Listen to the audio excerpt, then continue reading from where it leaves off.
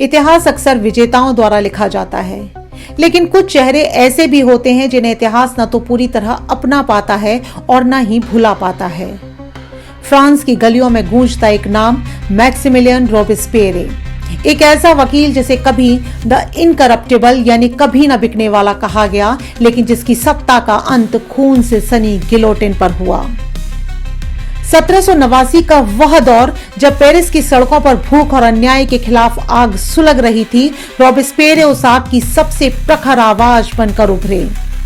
उन्होंने राजा की तानाशाही के खिलाफ बात की, गरीबों के हक की वकालत की और नारा दिया, स्वतंत्रता, समानता और बंधुत्व। उस समय दुनिया ने उन्हें एक मसीहा के रूप में देखा जो दबे कुचले लोगों को सदियों पुरानी गुलामी से आजाद कराने आया था।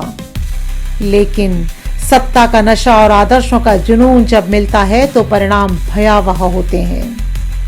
1793 तक आते आते रॉबेस्पियरे ने महसूस किया कि क्रांति को बचाने के लिए आतंक जरूरी है, और यहीं से शुरू हुआ द रेन ऑफ टेरर। वो शख्स जो कभी मौत की सजा के खिलाफ था, अब हर उस चेहरे को मौत के घाट उतारने लगा जिसे वो क्रांति का दुश्मन समझता था। गिलोटिन का पहिया घूमने लगा और पेरिस की सड़कें खून से लाल होने लगीं।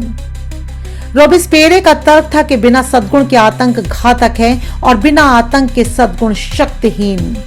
लगभग एक वर्ष में 16,000 से अधिक लोगों को गिलोटिन पर चढ़ा दिया गया। जिस लोकतंत्र का सपना उन्होंने दिखाया था, वो धीरे धीरे एक व्यक्तिगत तानाशाही में बदलने लगी।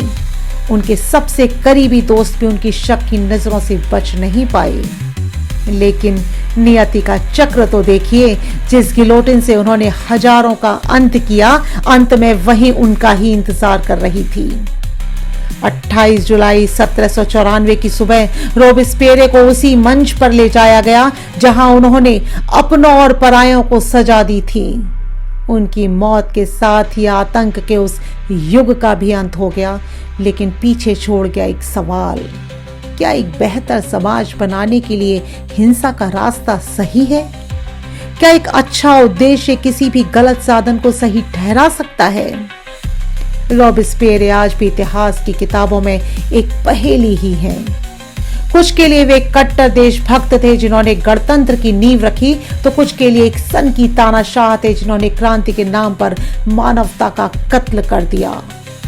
फ्रांसीसी क्रांति के इस अधूरे नायक की कहानी हमें सिखाती है कि जब न्याय की जगह जुनून और विवेक की जगह प्रतिशोध ले लेता है, तो नायक को खलनायक बनते देर नहीं लगती।